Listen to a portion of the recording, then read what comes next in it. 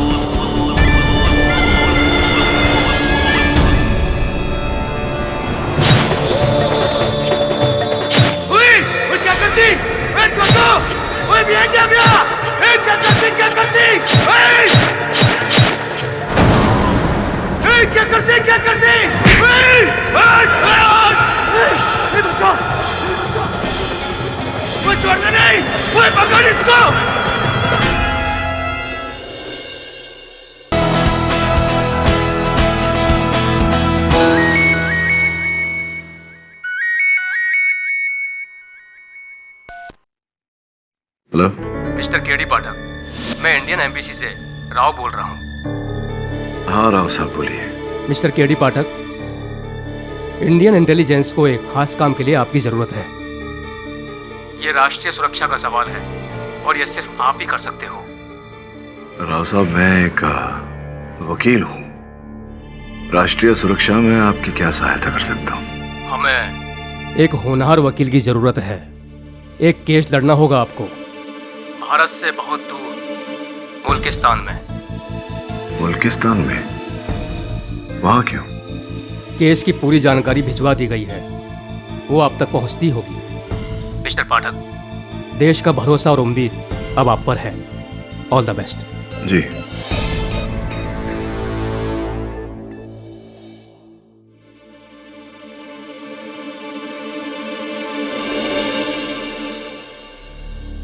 Mister KD, अब तक तो आपको पता लग गया है कि केस को लड़ने के लिए आपको मुल्किस्तान जाना है। जी मिस्टर राव का फोन आया था, कह रहे थे कि इसकी सारी जानकारी आपसे मिलेगी। ये रही इस केस की सारी जानकारी।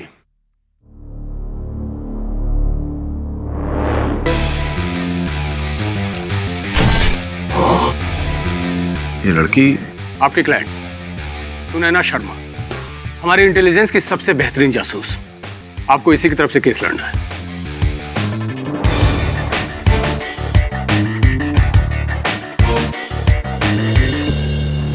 केस के बारे में थोड़ा समझा दीजिए। मुल्किस्तान में हक्मी परिवार काफी रईस और सफल व्यापारी है।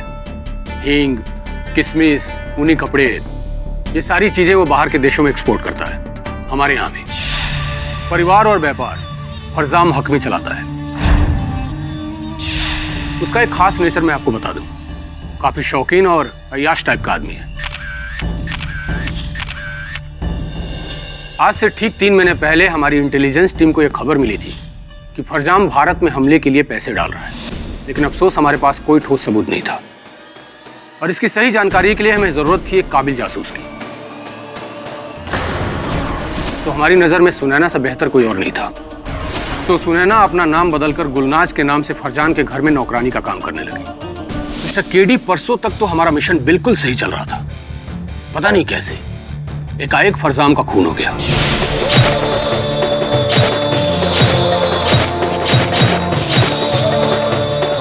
और उस खून के इल्जाम में गुलनाज पकड़ी गई।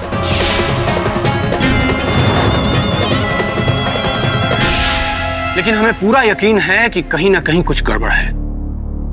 गुलनाज को कोई फंसा रहा है। और मिस्टर पाठक, हमारी मुश्किल यह है कि भारत सरकार इस मामले में हमारी कोई मदद नहीं कर सकती, क्योंकि हमारी इंटेलिजेंस में भेदी के अपने कुछ रूल्स होते हैं। जैसे रूल नंबर 1, भारत सरकार का उनसे कोई भी ताल्लुकात नहीं होता, न बताने के लिए और न जताने के लिए। और रूल नंबर 2, भेदी की मौत तक भी भेदी का भेद नहीं खुल सकता।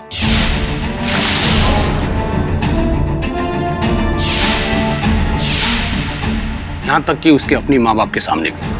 और मिस्टर केडी, हमें जरूरत है कि उसकी पहचान छुपाए रखकर उसको बचाना। और यह काम सिर्फ आप कर सकते हैं, क्योंकि हम इतनी बेहतरीन और काबिल जासूस को खोना नहीं चाहते। आपके और आपके असिस्टेंट की कल सुबह 5 बजे की फ्लाइट बुक्ड है। और हाँ, एक बात का ख्याल रखिएगा, हमें किसी भी कीमत पर 24 घंटे के अंदर उसे बचाना है, नहीं तो वो लोग उसे मार देंगे। ये अदालत किसी खास जिले या शहर के दायरे में नहीं आता। इसके अपने अलग ही नियम और कानून होते हैं, और आपको उनके ही नियमों के हिसाब से केस को लड़ना होगा। वहां जाने के बाद कुछ चीजें और मुश्किल हो जाएंगी। उस अदालत की एग्जैक्ट लोकेशन हमें अभी तक पता नहीं चल सकी है, इसलिए अदालत कहां है ये आपको खुद ढूंढना है, और वहां तक जाने का रास्ता भी।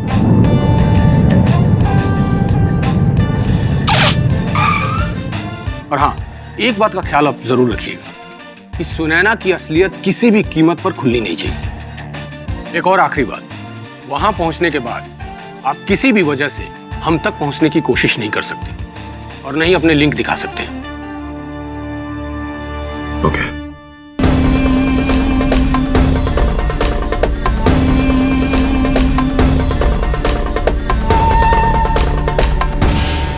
अरे सुनिए ना, आपको पता है अदालत यहाँ कहाँ है? अरे यहाँ कहाँ हो सकता है? अरे पता तो होगा आपको।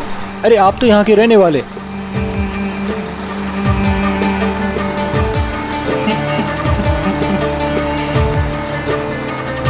क्या हुआ, नहीं बताया? सो कोई भी अदालत के बारे में बताने के लिए तैयार ही नहीं है।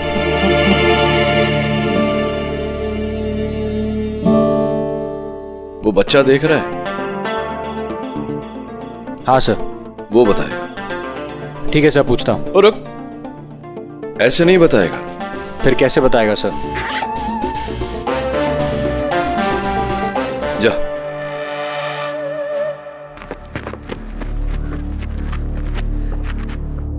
ओ बच्चे मेरी बात सुनो। बच्चे, यहाँ पे अदालत कहाँ है?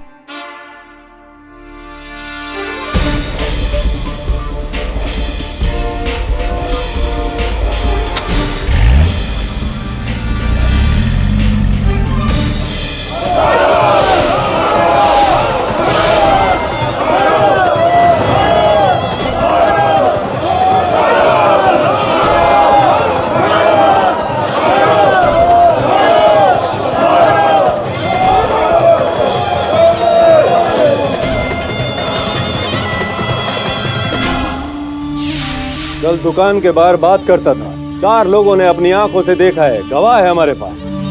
वो खाली मेरे को मेरी बहन के बारे में पूछी और मैं बता रहा था कि आज बात करता है, कल को हाथ पकड़ेगा। हमारे मुल्क को नापाक करता है ऐसा शख्स। नहीं साहब, मैं कुछ नहीं किया, मुझे माफ करना। माफी खुदा के दरबार में मांगना, यहाँ से सजा दी जाती है। ले जाओ इसे।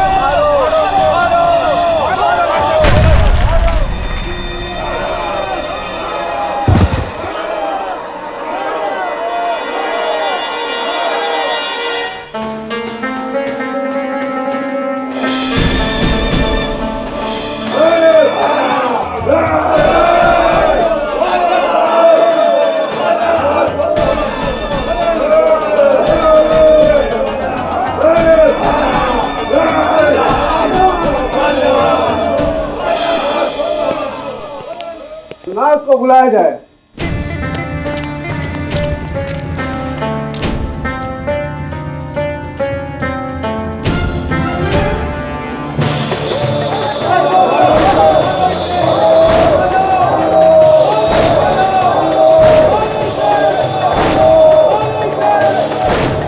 चुप हो जाओ, चुप हो जाओ, चुप हो जाओ।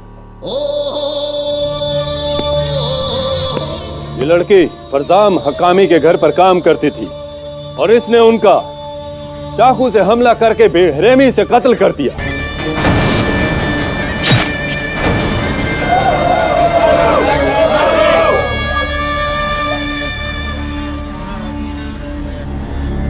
इसे बेड़ियों से जकड़कर घसीटते हुए सड़क पर ले जाया जाए।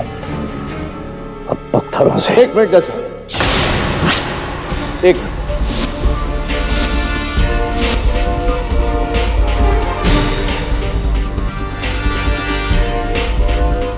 आपके फैसले के बीच मुझे बोलने का हक तो है नहीं, फिर भी मैं चाहूंगा कि आप फैसला सुनाएं उससे पहले इस लड़की के पक्ष में जो दलील है वो सुन लें।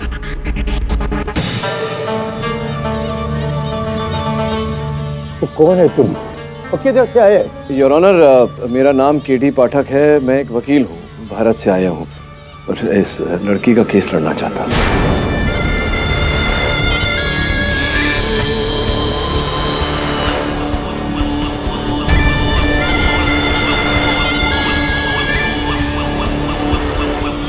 ओए, ओनर अपने घर में रखो। भारत से आया, भारत से केस लड़ेगा? अरे हम केस समझ चुका है, पूरा केस समझ चुका है। तुम जाओ, घूमो फिरो, खाओ पियो, इधर अपना वक्त खराब मत करो। लेकिन जज साहब, मेरी दो बातें तो सुन लीजिए। नहीं मानेगा, उठा के बाहर फेंक दो उसे।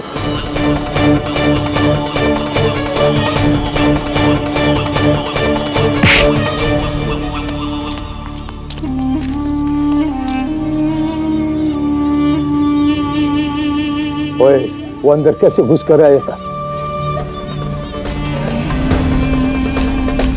सारा मुंह का जायका खराब कर दिया। ओए, तुम सब जाओ, जाओ यहां से और इसको भी लिख के जाओ। इसका फैसला हम कल करेगा, कल ले जाओ इसको।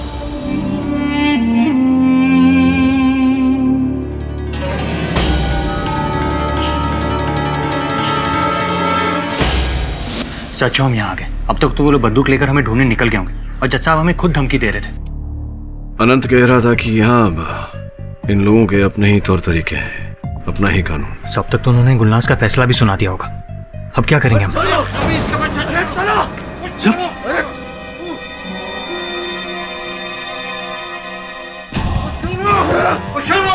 तुम, छोड़ो हमारे भाई का साथ तो किया, उसको माफी तुमको नहीं मिलेगा। चलो।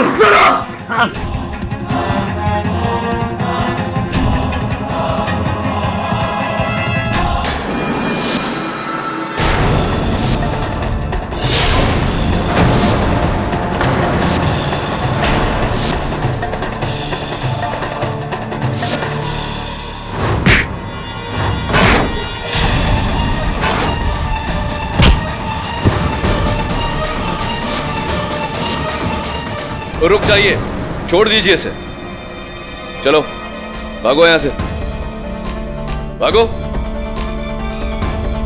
भागो, खोल इसे।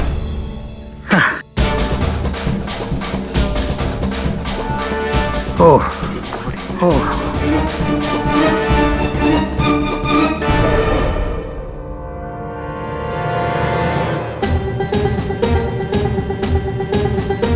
कौन लोग था? कौन लोग था? चाचा, अरे हमारे हाथ में बंदूक होता ना, साले को गोली मार देते हम।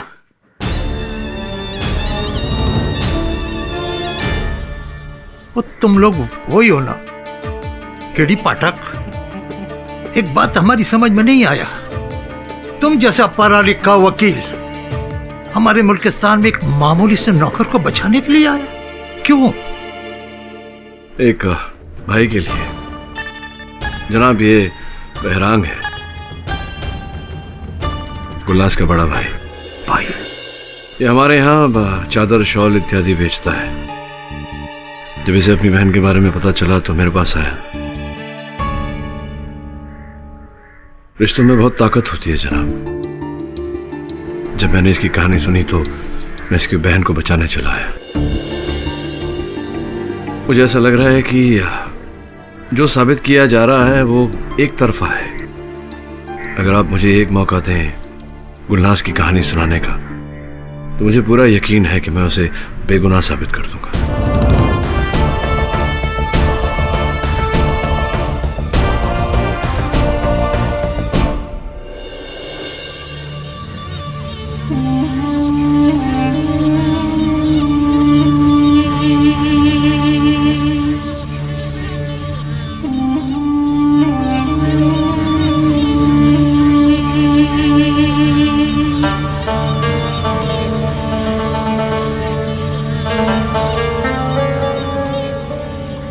क्या हुआ जनाब? आप बहुत परेशान लग रहे हैं। हाँ, वो इमरान के भाई और उसके चमचे ने आज हमारे ऊपर हमला किया। उसके भाई को हमने मौत की सजा सुनाई थी ना, उसका बदला लेने के लिए हम पर हमला किया। इत्तेफाक से अदालत से निकलते वक्त हमारे पास रिवॉल्वर नहीं थी, वरना खुदा की कसम उसको वहीं गोली से भून देता ही। आप फिक्र मत करो जनाब, मैं आज उसको खत्म कर दूंगा। रुक जाओ। गोली मारने के बाद उसकी नाक पर उंगली रख के देखना कि उसका सांस बाकी है या नहीं, जहन्नुम रसीद हुआ या नहीं। जी जनाब। जनाब आपके पास में बंदूक भी नहीं था, तो फिर आप बचकर कैसे आए? था एक फरिश्ता जिसने हमारा जान बचाया। कौन था वो? एक वकील जो हिंदुस्तान से हमारे मुल्क तक आया मुकदमा लड़ने के लिए। हिंदुस्तान से यहाँ तक? बड़ा अजीब बंदा है, दूसरों की जान बचाने के लिए अपनी जान पर खेल जाता है। खुदा उसकी मदद करे, सलामत रखे उसको। अगर आज वो ना होता तो हम तुम्हारे सामने जिंदा नहीं बैठा होता। हम दुआ करेगा खुदा हर कदम पर उसकी मदद करे।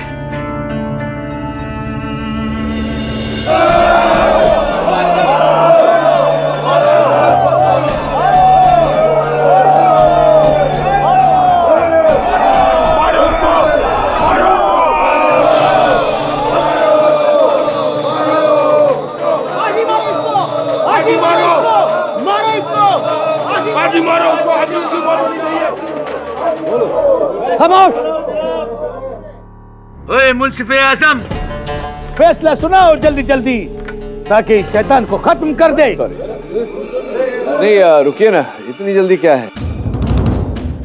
तो तुम फिर आ गया? हाँ, मैं वो सबसे। ओए इसको बाहर ले जाओ, इसको बाहर ले जाकर फेंको। ओए चुप हो जाओ, चुप हो जाओ।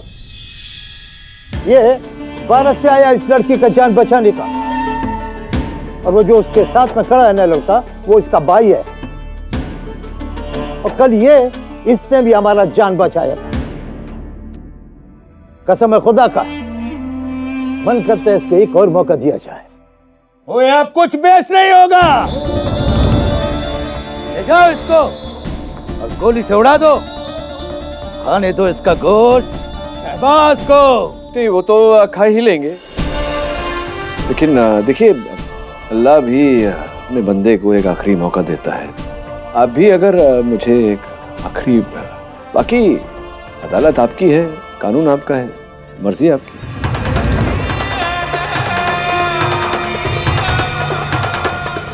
कार्रवाई खत्म हो चुकी, फिर भी हम तुमको 20 मिनट देता है। इस 20 मिनट के अंदर तुम कोई गवाह, कोई सबूत या ये साबित करो कि ये लड़की बेकसूर है, तो फिर हम सोचेंगे। जी मंजूर है।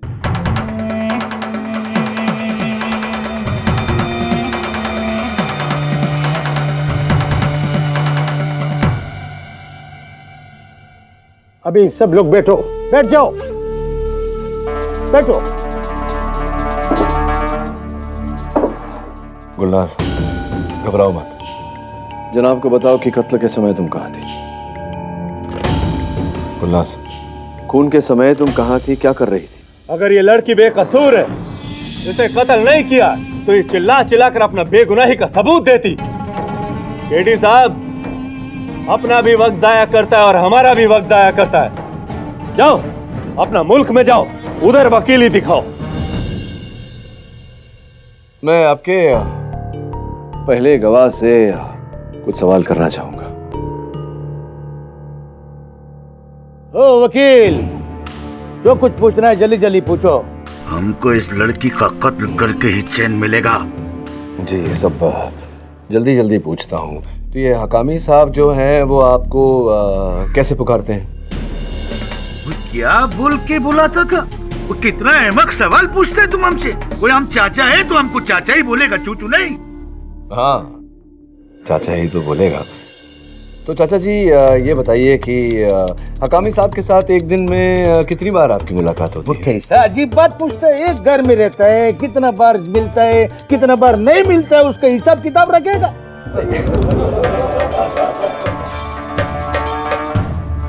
नहीं, ये मतलब नहीं था मेरा। ये बताइए कि आपने आपने आपने देखा था खून होते हुए? देखा? आपने कहा कि आपने देखा था। अरे भाई, हम खून होते हुए देखा, करबला का जमीन नहीं देखा।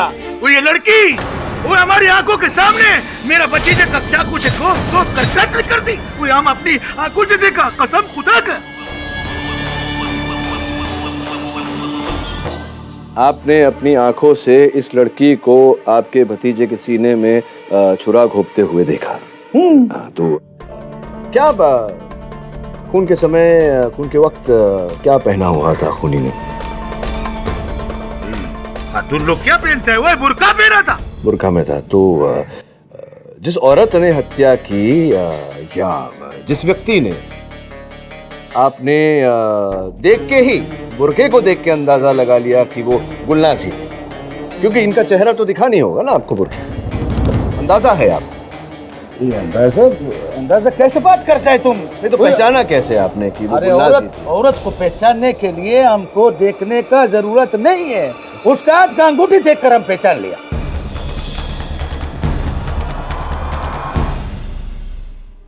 अच्छा, उसका हाथ की अंगूठी को देखकर आपने इसे पहचाना। तो खून होते हुए देखा आपने, तो कहाँ से देख रहे थे आप खून होते हुए? हम अपना घर का दहलीज के बाहर से देखा। तो जहाँ खून हो रहा था, चाकू घोंपा जा रहा था, और जहाँ आप खड़े थे कितना फासला था? ये कोई 10 फीट? 10 फीट दूरी पर आप थे। और रोशनी कितनी थी वहाँ? वही रोजाना जैसे रहता है वैसे ही था। वो कमरे में बल्ब चलता था। तो वो जो गलियारे में बल्ब थी, वो कितने वाट की थी बल्ब? वो हमको क्या मालूम कितने वाट की थी। ओ बच्चा, वो कितने वाट का बल्ब थी? 100 वाट की। पर जुम्मे के बाद के दिन जब चाचू से घर पे लड़ाई हुई थी ना, तो फिर उन्होंने गोली मार के फोड़ दी थी।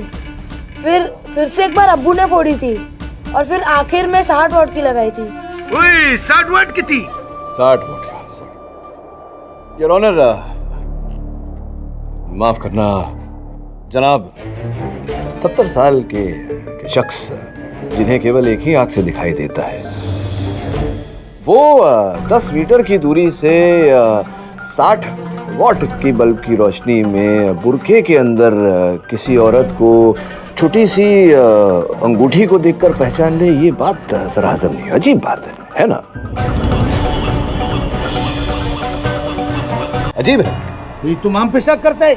ओ वकील, तुम हम पे शक करते? हम तुमको अभी दिखाते।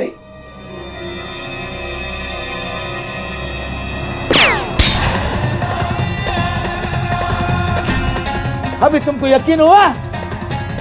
ओए वकील, तुम एक जंगी से बात करता है, एक जंगजू से बात करता है, एक फौजी से बात करता है, एक अफसर से बात करता है। क्षमा चाहता हूँ, और कोई शक था भी तो आपकी निशानीबाजी देख करके अब कोई शक नहीं रहा मेरे मन में। बस एक आखिरी सवाल करना चाहता हूँ आपसे। ये जो मेरे हाथों में अंगूठी है, ये चांदी की अंगूठी लाल पत्थर वाली, ये आपको नजर आ रही है वहां से? साफ दिखता है। लाल पत्थर, बड़ा पत्थर। लाल पत्थर, बड़ा पत्थर। ये जनाब चांदी की नहीं, सोने की अंगूठी है। और जिस पत्थर को ये लाल कह रहे हैं वो पीला पत्थर है। तो मुझे ऐसा लग रहा है कि निशानेबाजी करने में और बुरके में किसी औरत को पहचानने में बहुत फर्क होता है। शायद इनसे वही भूल हुई होगी। आप बैठे।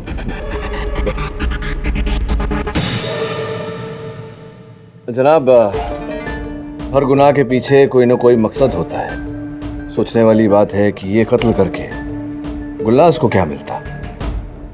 हम बताते हैं तुमको। एक तो तुम इतना देर से आया, अधूरी कहानी सुना और ऊपर से इतना शोर मचाता है। हम तुमको पूरी कहानी सुनाता है। हम नाजिया बीवी को भी बुलाता है। नाजिया बीवी को लेके आओ।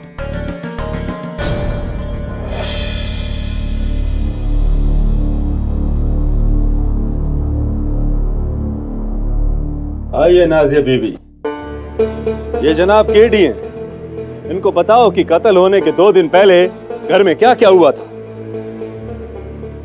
जनाब, फरजान साहब उस शाम बहुत गुस्से में थे। उन्होंने छोटी सी गलती के लिए गुलनाज को बहुत मारा और इस औरत ने उसका बदला लेना चाहा। लेना क्या चाहा? ले लिया। उसने अपने मालिक का कत्ल कर दिया और उसकी चश्मदीद गवाह है नाजिया बीबी। पूछो, क्या सवाल पूछना, पूछो इससे। कैसे पहचाना आपने इन्हें? हमने इसे भागते हुए देखा। ये बुरखे में थी, पर हमने इसकी चाल से पहचान लिया कि ये वही है। चाल से मतलब? इसे जब मार पड़ी थी तो इसके पैर में बहुत चोट आई थी।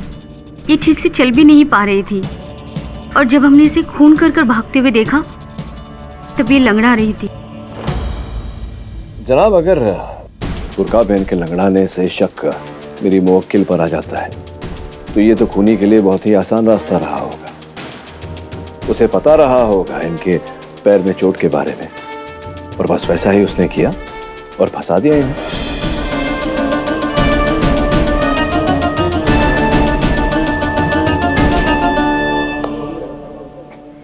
चलिए, कोई बात नहीं। उस शाम जो हुआ वो ठीक से समझने की कोशिश करते हैं। तो कहाँ थी? आपने कहा आप बावर्ची खाने में थी। उसके कुछ देर बाद ही खून हुआ। कितने बज रहे थे तब? समय क्या हो रहा था? करीब 7। सारे मेहमान खाना खा के जा चुके थे और हम दोनों ने साथ में बर्तन साफ किए। हाँ, 7 बज रहे होंगे। 7 बजे होंगे। और फिर क्या हुआ? पर हाँ, इसके सर में बहुत दर्द हो रहा था। हमने इसे आराम करने के लिए कहा और ये भंडार खाने में चली गई। क्यों? भंडार खाने में क्यों? जनाब, नौकर को कमरा कहाँ मिलता है, ये भंडार खाने में ही रहती थी। अच्छा, उसके बाद क्या हुआ? करीब 10 मिनट बाद हमने बाकी के बर्तन साफ किए और रसोई बंद करके जा ही रहे थे कि हमने चाचा जान की चिल्लाने की आवाज़ सुनी और जब मैं वहाँ पहुँची तो मैं इसे लंगड़ा के भागते हुए देखा। जनाब, इनसे और कोई सवाल नहीं पूछना चाहता। नाजिया बीबी, तुम जा सकता है। शुक्रिया। हो गया जनाब। केडी। जनाब, ये क्या हो रहा है? वही गवाह, वही सबूत, वही सब बातें। अब इतना सब हो ही गया तो हकामी साहब के बेटे से भी पूछ लो। इजाजत है। बेटा, आना जरा, इनसे बात करना। बताओ इनको आगे क्या क्या हुआ था, बताओ। मैंने इसको कत्ल करके भागते हुए देखा था। भागते हुए क्या, मैंने उसको पकड़ा भी, पर मुझे धकेल कर अंदर चली गई और अंदर से दरवाजा बंद कर लिया। तो कहाँ वो भंडार खाने? हाँ। तो इजाज़ बताओ कि तुम्हें इतना यकीन कैसे है कि गुलनाज ही थी? क्योंकि इसके कपड़े से हींग की खुशबू आ रही थी और भंडार खाने में हम हींग रखते हैं ना, इसलिए हमेशा तेज हींग की खुशबू आती है। हींग की खुशबू सूंघी, देखा नहीं इनको तो। जनाब, अब तक कोई ऐसा गवाह नहीं है जिसने साफ साफ गुलनाज को कत्ल करते हुए देखा हो या ऐसे वहां से भागते हुए देखा।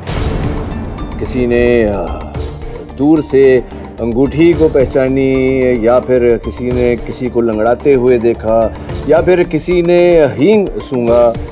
जनाब, इस सबूत के बिना पर हम गुलनाज को खूनी करार कैसे दे सकते हैं? कमाल है जनाब, सारा का सारा हकामी परिवार इस कत्ल का गवाह है, लेकिन तुम हो कि यकीन करने को तैयार ही नहीं। ऐसे लगता है जैसे कसम खाया तुमने। ठीक है जाज मियां, इनको एक बार दोबारा बताओ हुआ क्या था। ठीक है जाज मियां, इनको एक बार दोबारा बताओ हुआ क्या था। जल्दी ओए दरवाजा खोलो। ओए खोल। ओए खबीज कौन है? ओए खोलो दरवाजा। दरवाजा खोलो यार। ओए क्या हो चचा? ओए कौन अंदर है? ओए खोल दरवाजा।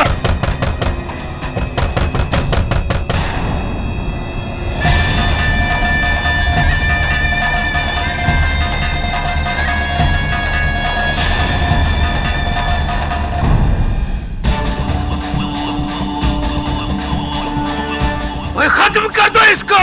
इसने हमारी जान, हमारे भतीजे का कत्ल किया है। हाँ, मार डालो इसे, मार डालो। ओए खत्म कर दो इसको। नहीं चाचा, ओ इतनी आसानी से नहीं, वो इसको अदालत लेके जाएगा और सबके सामने इसको सख्त से सख्त सजा दिलवाएगा, और ताकि दोबारा ऐसा करने के बारे में कोई सोच न सके। मैं चला इसको। चलना लेके जाओ। सुन लिया, वो अंदर भागी, दरवाजा तोड़ा। यही औरत खून से लथपथ थी। अभी भी शक का गुंजाइश है। एक बात मेरी समझ में नहीं आई, अगर ये भागना चाह रही थी तो ये घर के बाहर भागती, घर के अंदर क्यों भागी?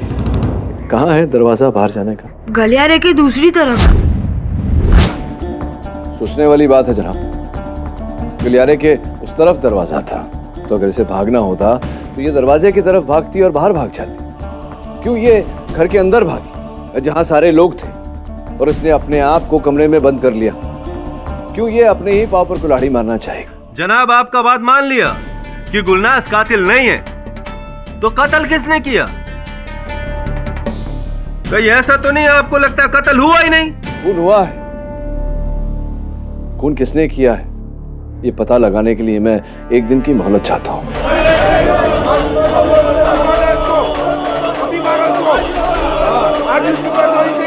देखिए जनाब, अगर ऐसा नहीं किया तो एक बेगुनाह को न बचा पाओ और एक बेगुनाह को सजा देने का गम हम जिंदगी भर उठाते रहे। प्लीज। ओए चुप हो जाओ, बैठ जाओ। यहां फैसला हम करेगा। जो आदमी 20 मिनट के अंदर इतना कर सकता है तो उसको एक मौका और दिया जाए।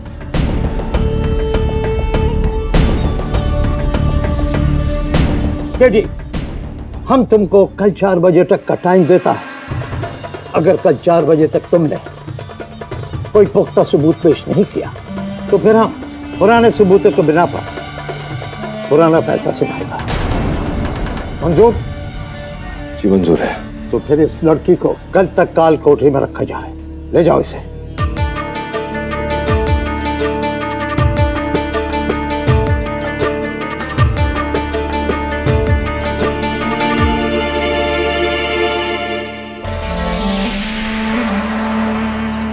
कुछ तो करना पड़ेगा वरुण, ठोस सबूत ढूंढने पड़ेंगे।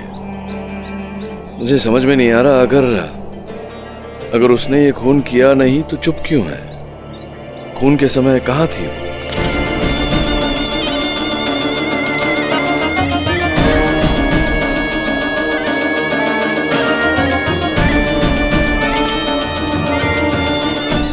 मिलके पूछना पड़ेगा इससे। पर कैसे? पता नहीं, सोचता हूँ। एक और बात, हकामी परिवार के घर के बारे में, उनका जो स्टोर रूम है उसके बारे में सब कुछ पता लगा। सब वो लोग आसपास भी अगर हमें देखेंगे तो 1 सेकंड में गोली मार देंगे। कौन मदद करेगा हमारी? वो लड़की नाजिया मदद करेगी। तू घुस जा घर में। पर सर मैं अंदर जाऊंगा कैसे? वैसे ही जैसे खूनी अंदर गया था। Common sense Varun. सब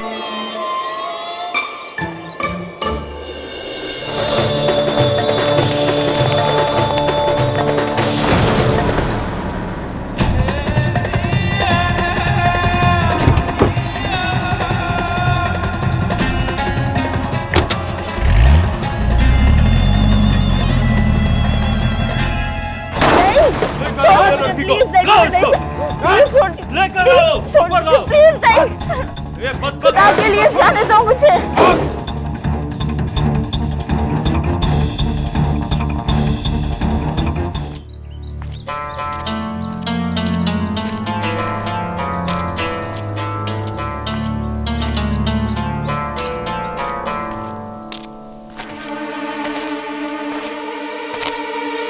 नाज़ा बीबी, मेरी मदद करो, मेरी बहन को बचाने में मेरी मदद करो। तुम पागल तो नहीं हो गए हो? अगर मुझे किसी ने देख लिया कि मैं किसी अनजान आदमी से बात भी कर रही हूँ तो हम दोनों को मार देंगे। यहाँ चारों तरफ दुश्मन है, मैं कुछ नहीं कर सकती। नहीं नाज़ा बीबी, ऐसा मत बोलो।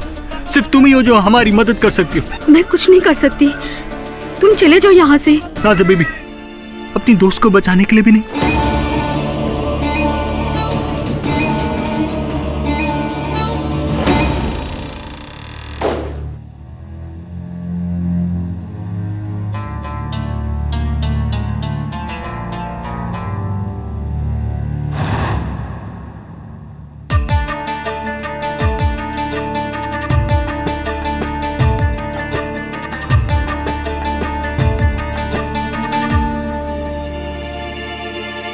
सुनैना, मेरा नाम केडी पाठक है। मुझे हिंदुस्तान से भेजा गया है तुम्हें बचाने के लिए। मैं जानता हूं तुमने किसी का खून नहीं किया, निर्दोष हो तुम। मुझे बताओ कि खून के वक्त कहाँ थी तुम? मैं घर के बाहर बाग में थी। बाग में क्या कर रही थी? मैं हर शाम को बाग में जाती थी और यहाँ की सारी जानकारी इंटेलिजेंस टीम तक पहुंचाती थी।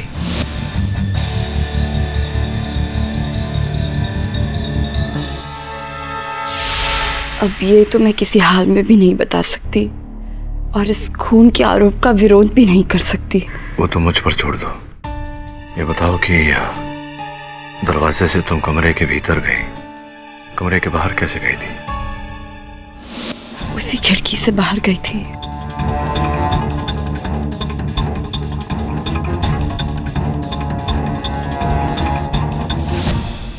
क्या हुआ था उस शाम? पता नहीं, मैं वाकई में नहीं जानती। उस खून के बारे में मैं वाकई में कुछ नहीं जानती। उस दिन वैसे भी घर में बहुत सारी चीज़ें हो रही थी और मेरा ध्यान बस उस जानकारी को भिजवाने में ही लगा हुआ था। सरदर्द के बहाने मैं कमरे में गई, फिर दरवाज़ा बंद कर दिया ताकि किसी को शक ना हो।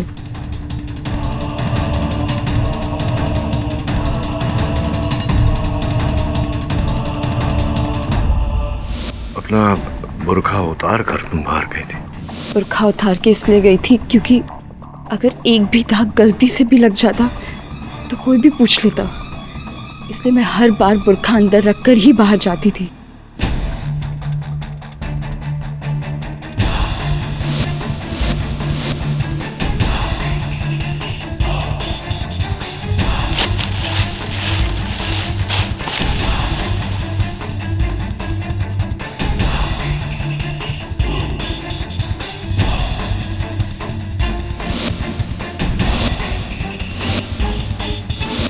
मैं अपना काम ही कर रही थी कि अचानक से मैंने उसी खिड़की में से किसी को बाहर निकलते हुए देखा और बस कुछ ही पल भर में वो परछाई अंधेरे में कहीं खो गई।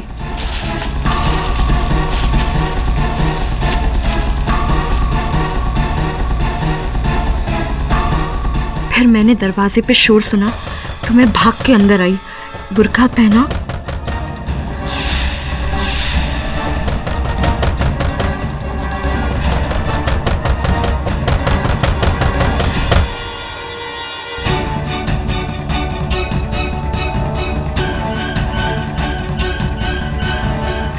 फिर उन्हें वो चाकू कमरे के अंदर ही मिला। आपने किसी को खिड़की से कूदते हुए देखा था, किसी को अंदर जाते हुए देखा था?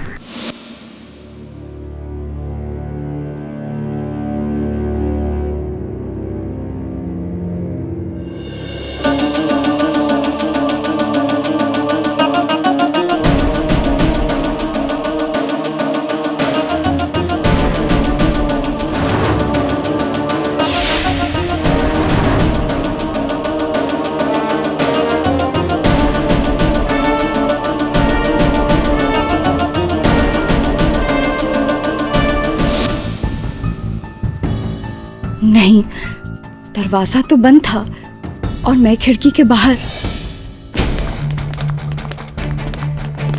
मैं 2 महीनों से फरजाम हकामी पर नजर रखे हुई थी।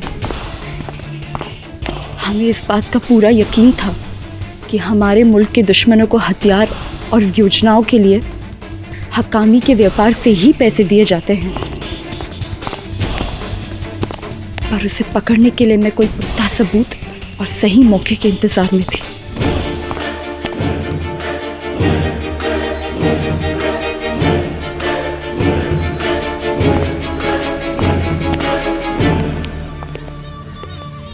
अरे देखो, काल कोठरी में विलाप हो रहा है।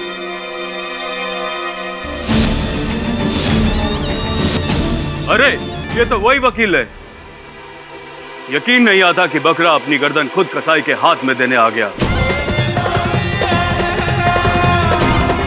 क्या बात है, आज हलाल खाएंगे।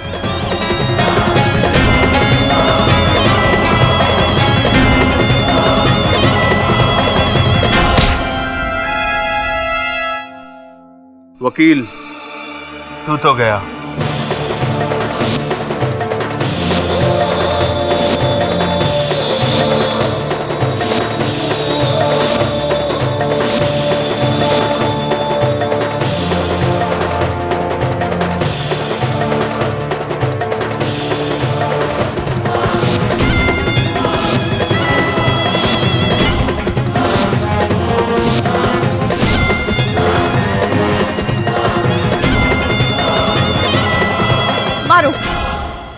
मार डालो इसे, पर याद रखना मेरा भाई जानता है कि ये वकील मुझसे मिलने आया था और उसे पता चल जाएगा कि तुम सब ने मिलकर इसका कत्ल किया है। मार डालो इसे। ठीक कह रही है जनाब, ये अगर हमने इसे मार दिया तो हम भी शक के घेरे में आ जाएंगे।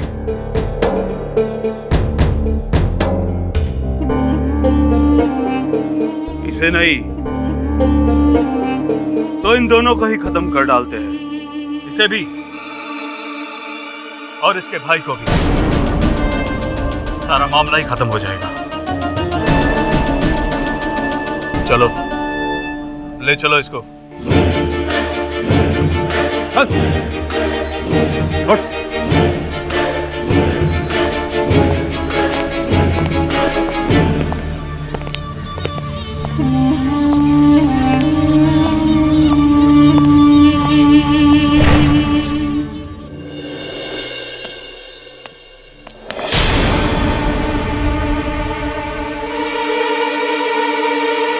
वो हमारा आँख ने जो देखा वो सही है?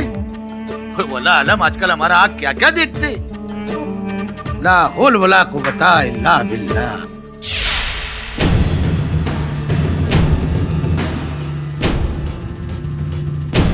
बच गए।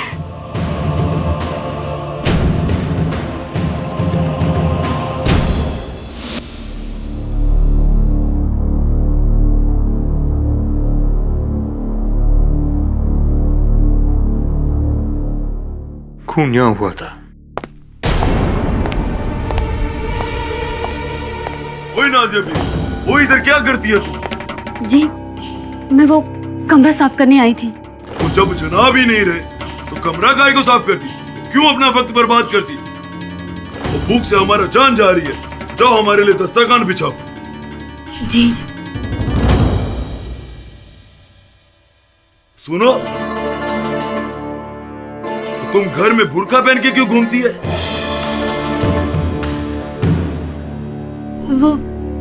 वो हम तेल लाने बाहर गए थे और सीधे यहाँ आ गए, दिमाग से निकल गया। वो ये अदालत के चक्कर में सबका दिमाग खराब हो गया। तो कल फिर सुबह अदालत जाना है और तुम नाज़िया बीबी जाओ हमारे लिए दस्तरखान बिछाओ। अब चलिए, मैं अभी खाना लगा देती हूँ। जल्दी आओ, हमको भूख लगी है।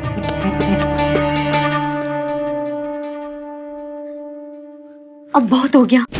सहेली की खातिर हमने अपनी जान जोखिम में डाल दी। इसे गंवाने की हिम्मत नहीं है हमें। अब आप चली जाइए, नहीं तो ये लोग हम दोनों को जिंदा गाड़ देंगे। मेहरबानी कीजिए और चली जाइए यहाँ से।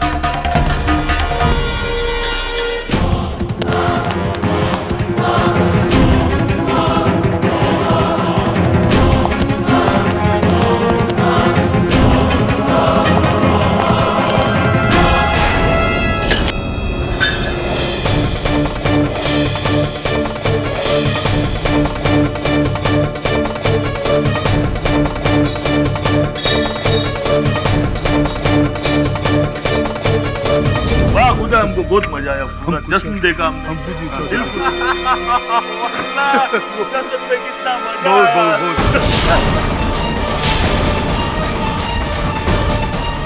मुल्ला किधर गई? या अल्लाह के दी भाग गई। यही कहीं होगी, यही कहीं होगी, ढूंढो उसे। चलो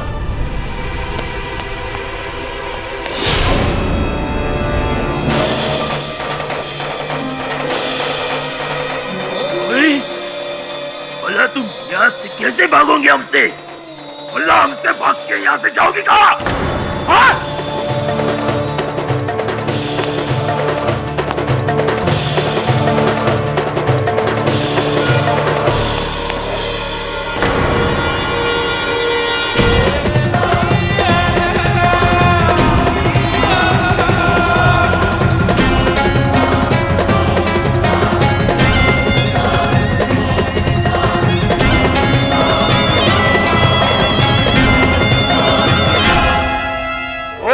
कहाँ भागेगी? बता कहाँ तक भागेगी? छोड़ दो मुझे। क्या करता? ले चल अंदर। चल चल चल जाने दो मुझे। चल।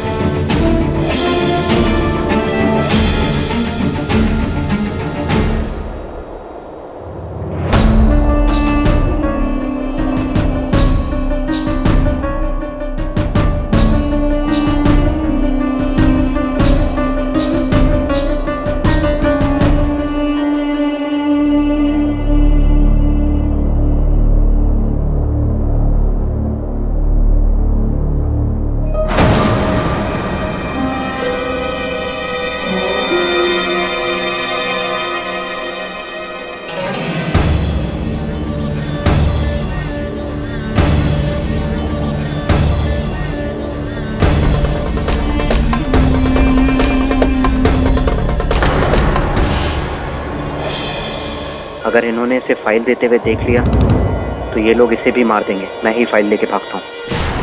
रुक जा वरना गोली मार दूंगा। अरे ओए कबीर का बच्चा रुक, ओए रुक रुक।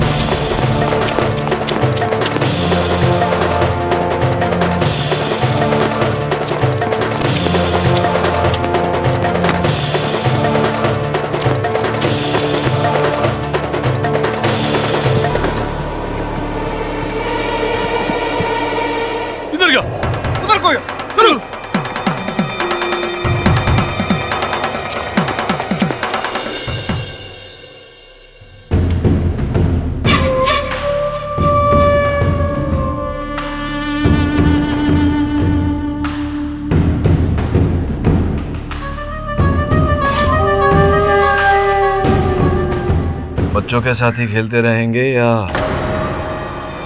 बड़ों के साथ भी खेलेंगे? ओए, तू चुप बैठ और अपना मुंह बंद रख, नहीं तो तेरे मुंह में कपड़ा ठोस देंगे। हाँ? क्यों? डरते हैं क्या आपके जनाब? या खुद पर यकीन नहीं है आपको? खेलिए ना एक आध हाथ हमारे साथ भी खेलिए। अगर मैं जीत गया तो छोड़ देना, अगर हार गया तो आज नहीं तो कल मारना ही है मुझे। हा? जनाब, आप इसकी बातों में ना आए। ये बहुत ही शातिर इंसान है, ये आपको उलझा रहा है। चुप।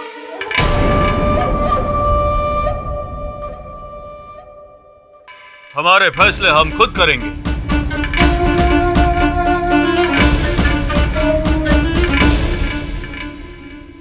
आओ।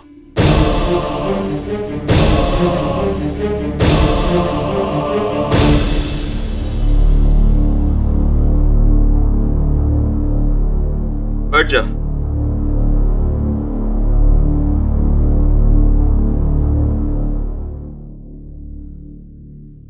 जान की बाजी से कम नहीं होगा।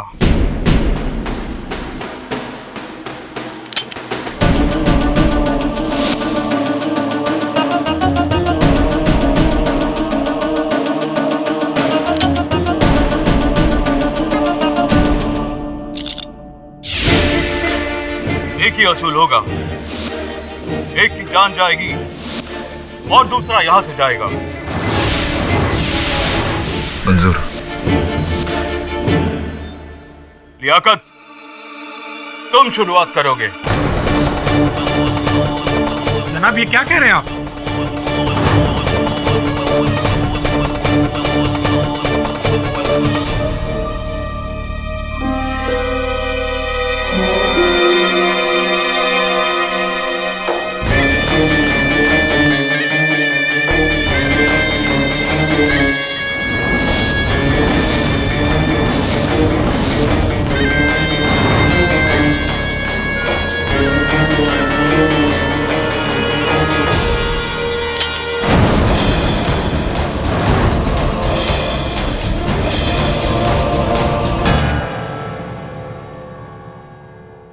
ये लो, पिस्तौल चलाने तो आती है ना?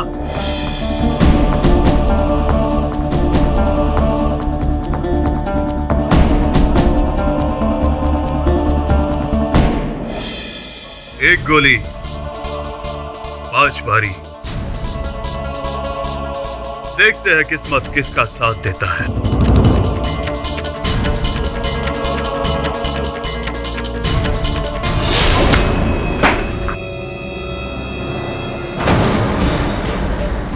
पता नहीं इस चेंबर में गोली है या नहीं। अगर नहीं तो बच गए, अगर है तो गए। बंदूक के नीचे हो जाए तो अच्छा है। शुक्रिया। आप लोग ताश में लगे रहिए, आपके जनाब और मैं जरा खुली हवा की सैर करके आते हैं। चलिए।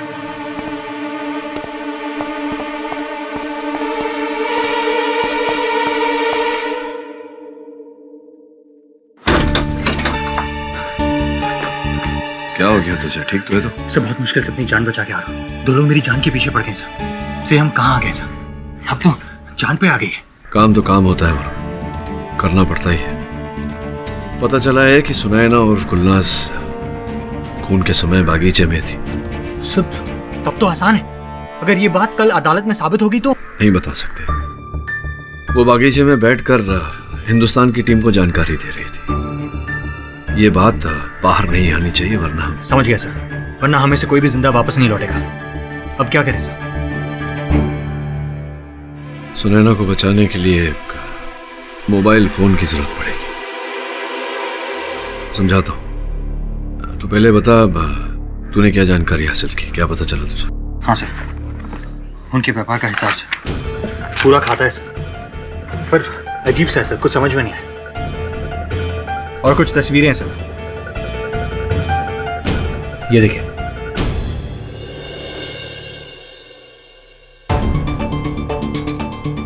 भंडार खाना और फरजाम का कमरा।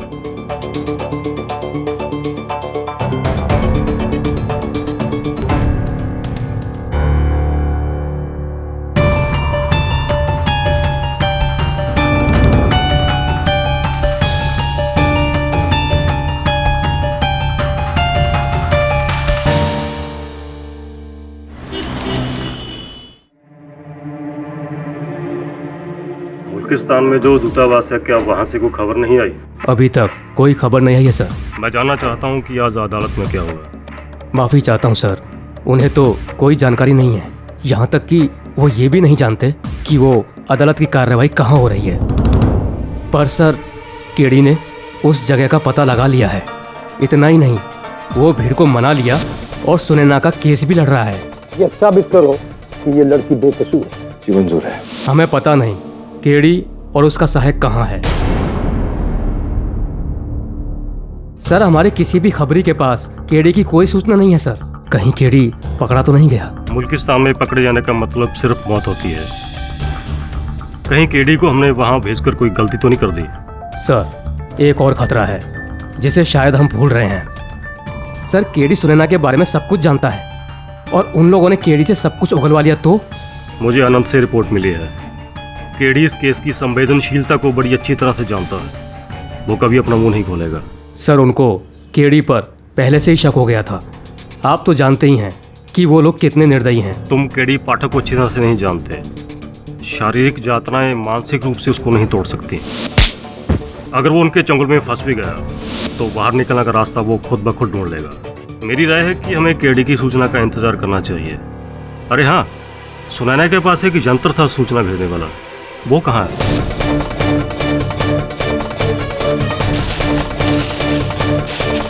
सर उसके सिग्नल हमें हकामी के घर से मिल रहे हैं। लगता है सुनैना ने उस यंत्र को वहीं कहीं छिपा दिया है। किसी भी कीमत में वो यंत्र उनके हाथ नहीं लगना चाहिए, वरना वो सुनैना के बारे में सब कुछ जान जाएंगे।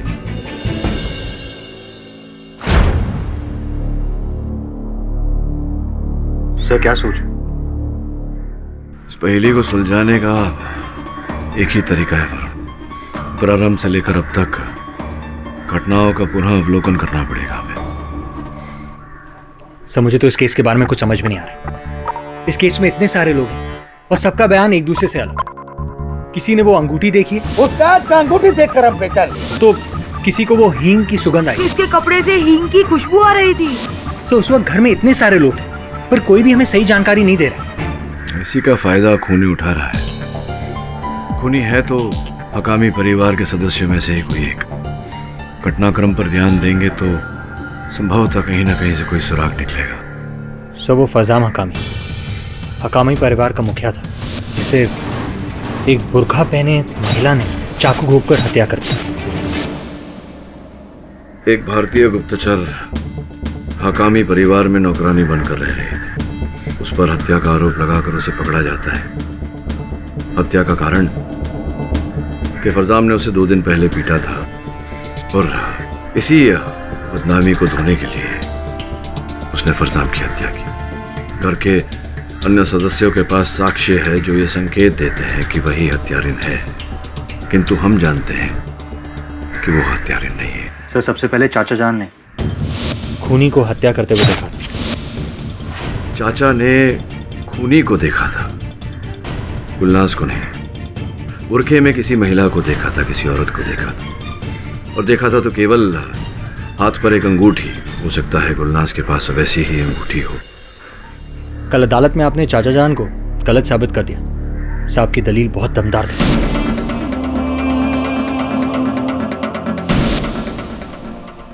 वापस आते हैं। हत्यारिन हत्या करने के बाद वहां से भागी और घर में देखती है दूसरी नौकरानी नाजिया, और वहां नाजिया को बुरखे में कोई दिखाई देता है या देती है, लंगड़ाते हुए। फरजाम की पिटाई से गुलनाज की टांग में चोट लगी थी, इसीलिए वो लंगड़ा रही थी। एग्जैक्टली। नाजिया ने जिसे लंगड़ाते हुए देखा उसे ही गुलनाज समझ लिया, क्योंकि गुलनाज लंगड़ा रही थी। मेरा ऐसा मानना है कि हत्यारा जानता था कि गुलनाज लंगड़ा कर चल रही है, इसीलिए वो भी लंगड़ा कर चल रहा था, ये दर्शाने के लिए कि वो गुलनाज है। और फिर एजाज ने खूनी को पकड़ने की कोशिश की और खूनी से संघर्ष करते हुए उसे खूनी से हींग की खुशबू आई। सब गुलनाज जिस कमरे में रहती थी वहाँ हकामी परिवार हींग रखता था, इसीलिए अब एजाज को भी लगता है कि गुलनाज ही खूनी है। और फिर अरमागन, जिसने दरवाजा तोड़ा और गुलनाज को खून से सने बुरखे के साथ पकड़ा। हाँ, लेकिन गुलनाज का कहना है कि जिस समय हत्या हुई वो बाग में थी, खुफिया जानकारी भेज रही थी बाहर। खूनी संभव है कि दरवाजे से अंदर गया हो और खिड़की से बाहर गया हो, ठीक उसी तरह जैसे गुलनाज आया जाया करती थी। बस खूनी दरवाजे से अंदर कैसे आ सकता है? दरवाजा तो गुलनाज ने खिड़की से कूदने से पहले बंद कर दिया था। ठीक से कुछ भी कहना कठिन है, पर तेरी ये जो खींची हुई तस्वीर है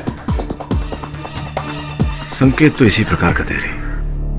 खैर, उसके बाद गुलनाज खिड़की से कमरे में वापस आई, अपना बुर्खा पहना और ठीक उसी समय पकड़ी गई। सर, खूनी का गुलनाज का भेष बदलकर फरजाम की हत्या करना हमें खूनी के बारे में 2 सुराग देता है। कैसे सुराग? एक तो ये कि वो गुलनाज के कमरे में बहुत आसानी से पहुंच सकता था, और दूसरा ये कि वो हकामी परिवार के घर से बहुत अच्छी तरह से परिचित था।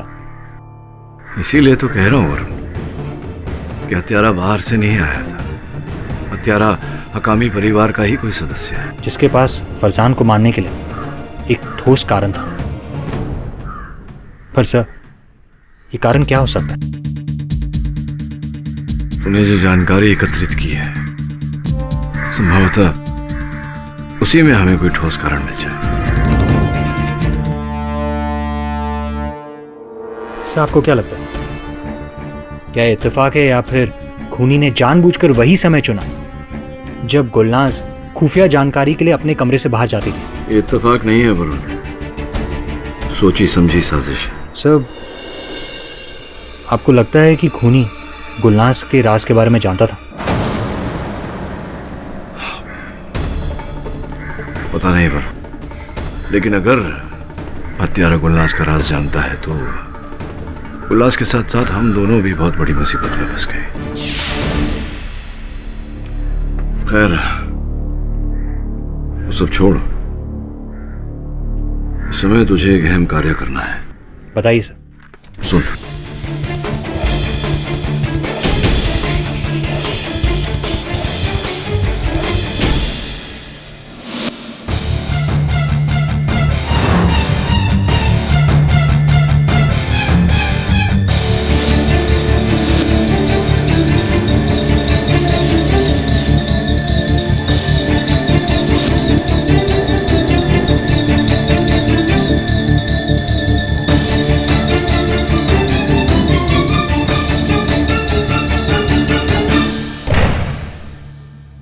इससे पहले कि तुम्हारा चालाकी तुम्हारा मौत का वजह बन जाए, ये बताओ कि वो वकील यहां क्यों आया था?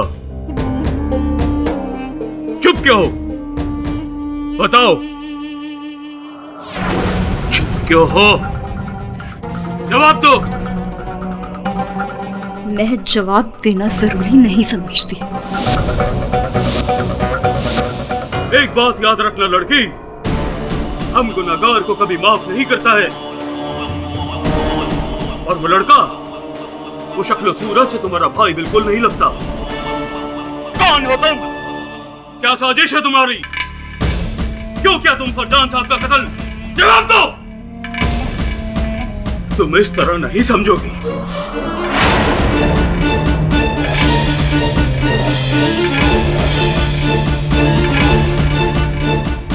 रुक जाइए जनाब, अदालत ने कल तक का वक्त दिया था, और अगर आपने इसको खत्म कर दिया तो इल्जाम आप पर ही आ जाएगा। वैसे भी वो वकील हमारी गिरफ्त से भाग चुका है। हमें जो भी करना होगा सोच समझ कर करना होगा।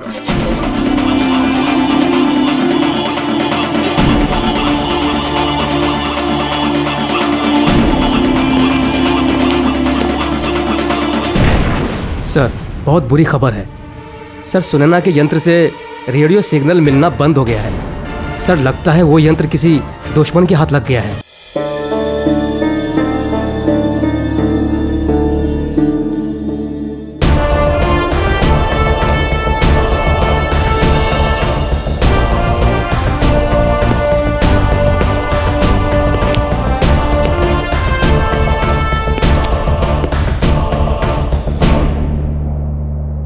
अरे बेटी, ये क्या हुआ? तो कुछ नहीं है, थोड़ी सी मेहमान नवाजी की गई।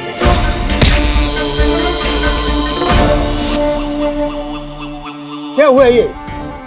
देखो, अगर आइंदा किसी ने ये बदतमीजी की तो मैं उसको जंजीरों से जकड़ कर कोठरी में डाल देता। केडी, तुम शुरू हो जाओ।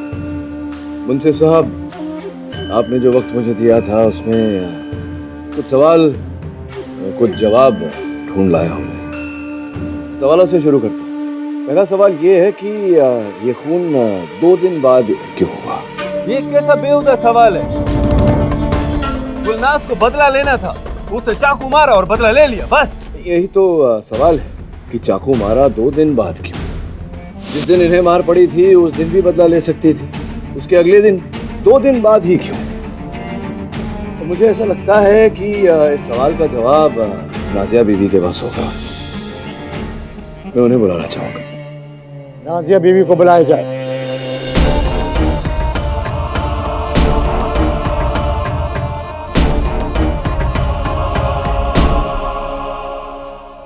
राजा बीबी बुर्का पहनकर खाना पकाना ये तकलीफ नहीं होती है आपको ऐसा करने में? जनाब, बुर्का हम बाहर जाते वक्त पहनते हैं, घर में नहीं। खून भी तो घर ही में हुआ था। उस रात घर की औरतें बुर्के में थीं या क्यों थीं? उस रात की बात और थी। बाहर से मेहमान आए हुए थे, इसलिए घर की औरतें बुर्के में थी। जनाब, बात पे गौर किया जाए। उस रात घर की औरतें बुर्के में और इसी का फायदा उठाया है खूनी ने। एक आखिरी सवाल, ये जो जूते आप पहनी हैं इस समय इस वक्त, यही जूते आप घर में भी पहनती हैं? जी नहीं, ये तो हम बाहर निकलते वक्त पहनते हैं। घर में तो चप्पलें पहनते हैं। सारी औरतें घर में चप्पलें पहनती हैं? जी। मुंसिफ साहब, अब मेरा सवाल ये है कि इस समय गुलनाज ने जूते कैसे पहने हैं? ये भी घर में बाकी औरतों की तरह चप्पल पहनती होगी। ये घर में अपने कमरे में पकड़ी गई थी, तो जूते कब पहने इन्होंने? जेल में तो जूते बदल नहीं सकते, क्यों? अरे क्या बकवास हो रहा है? जहाँ तक हमको पता है ये कत्ल और खून का केस है, इधर जूते चप्पल पर बहस हो रही है। केडी, क्या हुआ?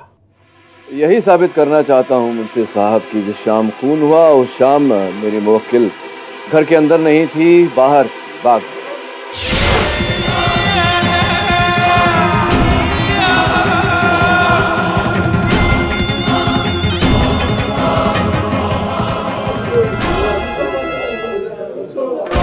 बाहर? किधर? क्यों?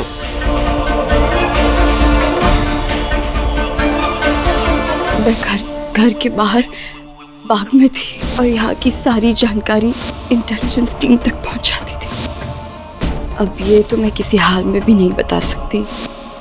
केडी, तो खामोश क्यों है? बोलो।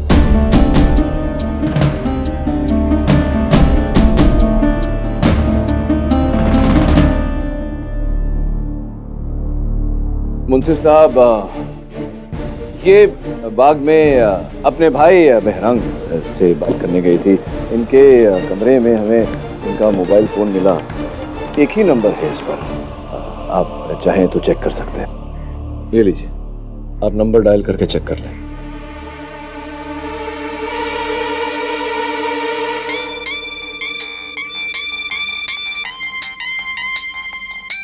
ओए, तू हमारे घर में घुसा था? तेरी तो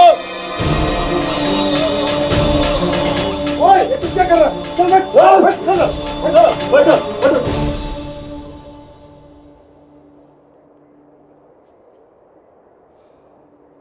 जनाब, इसीलिए गुलनाज फोन छिपा कर रखती थी ताकि इसे मारना पड़े। क्या बकवास है जनाब? अगर गुलनाज बाहर थी तो दरवाजा तोड़ने पर वो अंदर कैसे पकड़ी गई? और खूनी बाहर कैसे गया? और खूनी बाहर गया समझ में आता है, गुलनाज फिर अंदर कैसे आ गई? खिड़की से जनाब। गुलनाज का बाग में जाना, फोन करने, शोर सुन के अंदर आना और खूनी का वहां से भागना, फरार होना, ये सब उस भंडार घर की खिड़की से हुआ है। अच्छा, इसलिए खिड़की खुली थी। वही तो मैं सोचूं, इतनी ठंड में इनको हवा की क्या जरूरत पड़ी? ये सबूत है मेरी बात का कि खिड़की खुली थी। जनाब, जो खून से लथपथ बुर्का था वो इस औरत ने पहना था, उसका कोई मतलब नहीं। बताता हूं, कमरे में अंधेरा था जनाब। ये शोर सुनकर अंदर आए, बाहर दरवाजा कोई खटखटा रहा था। खूनी वहीं बुर्का छोड़कर भागा था। अंधेरे में इन्हें दिखाई नहीं दिया कि बुर्के पर खून लगा हुआ है। दरवाजा खोलने के लिए इन्होंने बुर्का पहना और दरवाजा खोला और खूनी इसका इंतजार कर रहा था। जनाब, खूनी को कैसे पता चला कि गुलनाज बुर्का उतार कर बाहर कब गई? उसने कमरे में क्या कैमरा लगाया था? जी नहीं, कैमरा नहीं लगाया था जनाब। खूनी वहीं मौजूद था उस कमरे में, इस हींग के डब्बे के पीछे छिपा हुआ। और जैसे कि हमारे गवाह इजाज ने बताया था कि खूनी से ही की बू आ रही थी, वो इसीलिए। तुम्हारी बात मान भी ली कि वो कमरे में छुपा था, तो क्या वो अंदर ख्वाब देख रहा था, मिन्नतें मांग रहा था कि वे बाहर कब जाएगी है? और खूनी को कैसे पता था कि मिन्नतें नहीं मांग रहा था, ख्वाब भी नहीं आ रहे थे। शातिर था ना खूनी। उसे पता था कि हर शाम को गुलनाज बाग में जाती है फोन करने, और इसी बात का फायदा उसने उठाया। पर जनाब, अभी थोड़ी देर पहले आपने बोला कि गुलनाज ने ये बात किसी को नहीं बताई, सबसे छुपा कर रखी। इतने अच्छे से छुपाई थी कि जब अदालत में उसकी जान पर बढ़ आई तब भी उसने नहीं बताया। तो ये बात किसी को कैसे मालूम हुई? जानकारी थी जनाब, किसी और को जानकारी थी।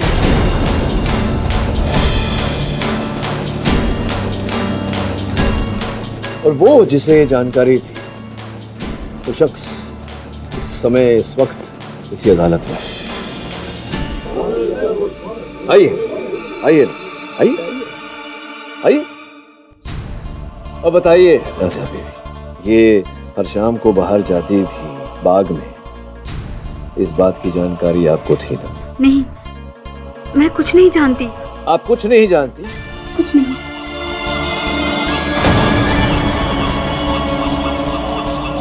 बताओ, क्या जानती हो? बताती हूँ, बताती हूँ। मुझे पता था, मैंने अक्सर इसे बाहर जाते हुए देखा। तो आपने इसे बाहर जाते हुए देखा, ये जानने की कोशिश नहीं की कि ये कहाँ जाती है? नहीं, पर इस बारे में मैंने इसे कभी कुछ पूछा नहीं। क्यों? क्यों नहीं पूछा? जनाब,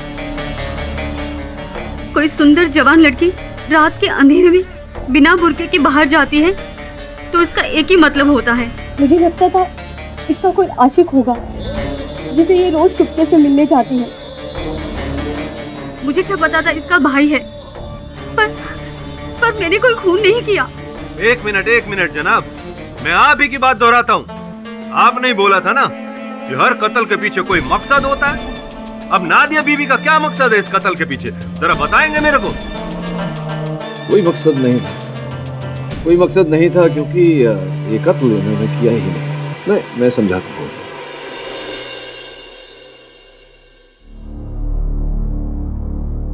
मुंसिफ साहब, कत्ल की वजह और असल कत्ल की पहचान इस फाइल में है। ये हकामी परिवार के कारोबार का हिसाब है। यहाँ देखेंगे तो आपको पता चलेगा कि अच्छा खासा कारोबार चल रहा था, खूब मुनाफा हो रहा था। कुछ 2 साल पहले की बात है कि काम बढ़ने लगा, लेकिन फिर भी मुनाफा नहीं हो रहा था। ये देखिए, घाटे पे घाटा, नुकसान पे नुकसान।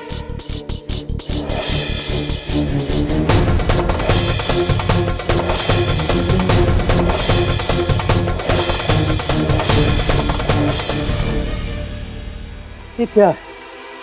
ऑर्डर बढ़ते गए, पैसा आता गया, मुनाफा किधर? जी, और जैसा कि कागजों से पता चलता है, पिछले कुछ महीनों से सब कुछ ठीक होने लगा, वापस मुनाफा भी होने लगा। और इन कागजों के आखिर में एक कानूनी आदेश है मुंसिफ साहब, जिसमें यह लिखा हुआ कि हकामी कारोबार के पैसों पर उनके छोटे भाई अरबगम का कोई हक नहीं है।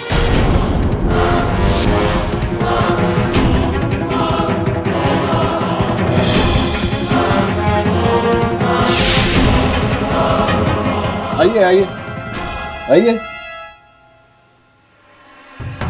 और तुम 2 कौड़ी का वकील, तुम मुझ पे उंगली उठाता है, मुझ पे, और तुम्हारी हैसियत क्या है? ये आपके बड़े भाई फरजान हकामी साहब ने आपको अपने कारोबार से बेदखल किया था और अदालत से आदेश भी लाए थे। क्यों किया था उन्होंने ऐसा? पागल था मेरा भाई, पागल। सारा पैसा अपने जुए शराब में लुटा देना चाहता था, और मैंने उसको मना किया, मना। उसने मुझे बेदखल कर दिया। उसने ऐसा किया।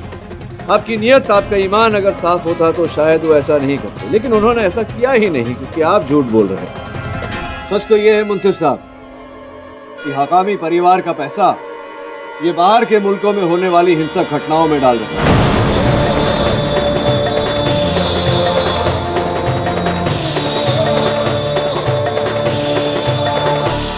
फरजान हकामी साहब को इस बात का पता चला तो उन्होंने इसे तुरंत अपने कारोबार से बेदखल कर दिया और उसी बात का बदला इन्होंने अपने भाई से लिया। भाईजान, कोई कागजात क्या है?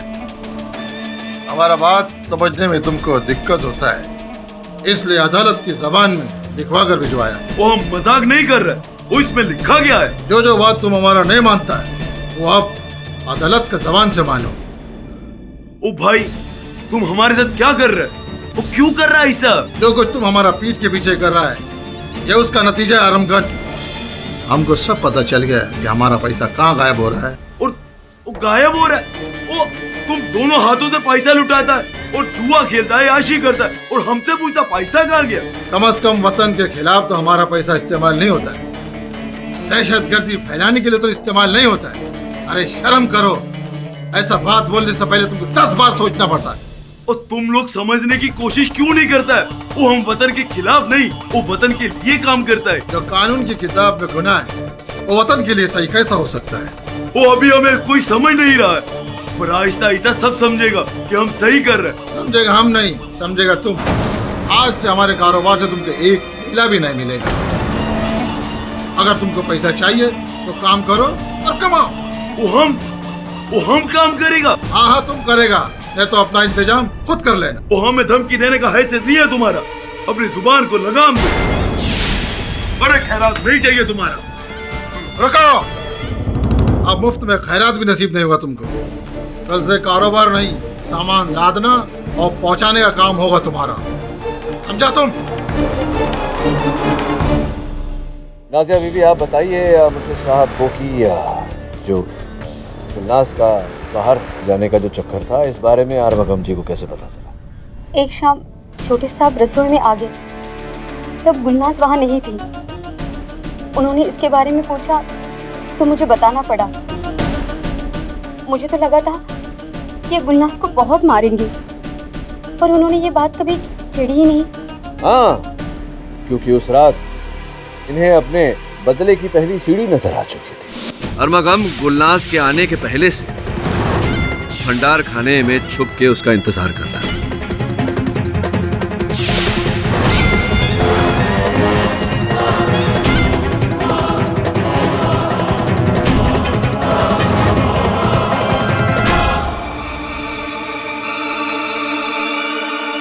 और गुलनाज के बाहर जाते ही अरमगम ने उसका बुर्खा पहन लिया और जाके अपने भाई की हत्या कर दी।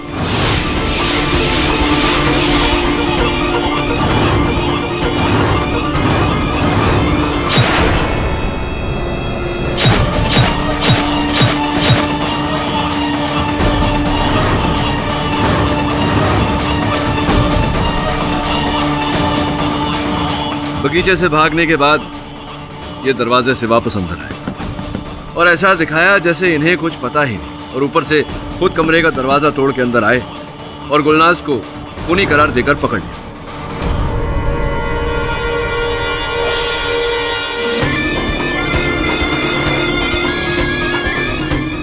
इजाज मियां, आपके चाचा जी के बदन से उस रात हींग की बू आ रही थी या नहीं? हाँ, मैंने मारा अपने भाई को, मैंने मारा, मैंने खून किया अपने भाई का।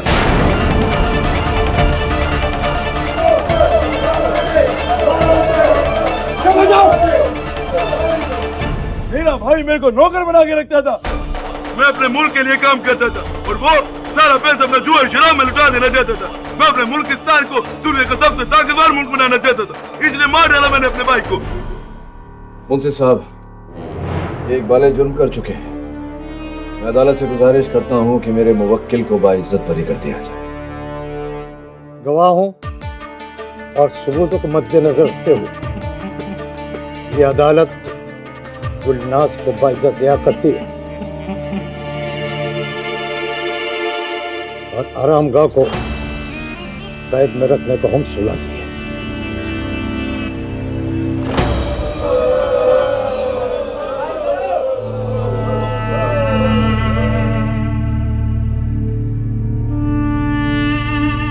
जी पाठक, जाओ, अल्लाह तुम्हारा मुहाफिज है। अल्लाह हाफिज।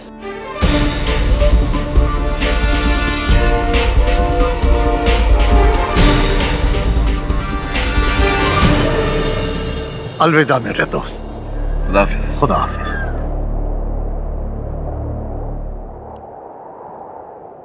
भाई बहन को एक साथ देखकर बहुत अच्छा लगा। मेरे सहायक वरुण से तो मिल ही चुकी हो। जी। हे भगवान, मेरे यंत्र तो अभी भी उस घर में वहीं पे रह गए।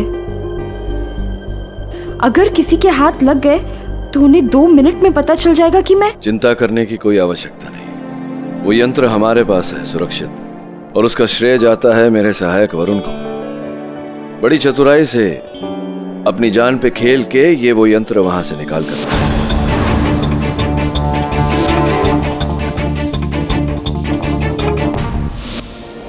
थैंक यू, शुक्रिया आपका, बहुत बहुत धन्यवाद।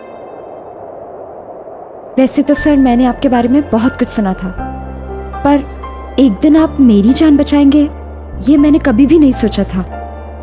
लेकिन एक बात समझ में नहीं आई, मैं 2 महीनों से उस घर में जो जानने की कोशिश कर रही थी उसका पता आपने बस एक रात में कैसे लगा लिया? तुम्हारा संदेह हमेशा फरजाम पर रहा, इसलिए अरमगम कभी संदेह के दायरे में आया ही नहीं। अब समझे।